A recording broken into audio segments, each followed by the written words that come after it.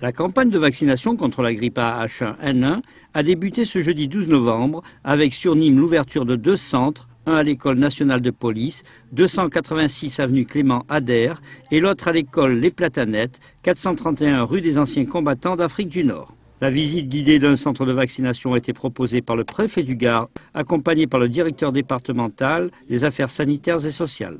J'appelle nos concitoyens à prendre conscience de la nécessité de se vacciner, à la fois pour eux-mêmes, pour leurs proches, parce que c'est un réflexe de santé et qu'il faut prendre en compte. Nous ne dépendons pas, aussi paradoxal que ça puisse paraître, de ce centre de vaccination, puisqu'en ce qui concerne les professionnels du secours et de la sécurité, nous dépendons d'un centre de vaccination qui est géré par le SDIS. Donc aussi bizarre que ça peut paraître aux néophytes, nous irons nous faire vacciner, mais ailleurs. La campagne de vaccination est prévue durant 4 mois à dater de ce jour, dont les objectifs est avant tout de s'immuniser durablement contre le virus, tout en protégeant son entourage.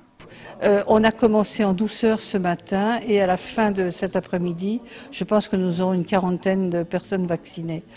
Nous sommes heureusement surpris par le civisme des gens et par le sérieux de ces gens qui viennent se vacciner, d'une part pour protéger les enfants et les jeunes enfants qui sont autour d'eux, et d'autre part parce que ce sont des gens qui ont des pathologies sérieuses et qui ne veulent pas faire les frais d'une grippe qui aggraverait considérablement leur état. Casser la dynamique de la pandémie, telle est la volonté des professionnels de santé face à la grippe, qui risque de toucher beaucoup de monde dans les mois à venir.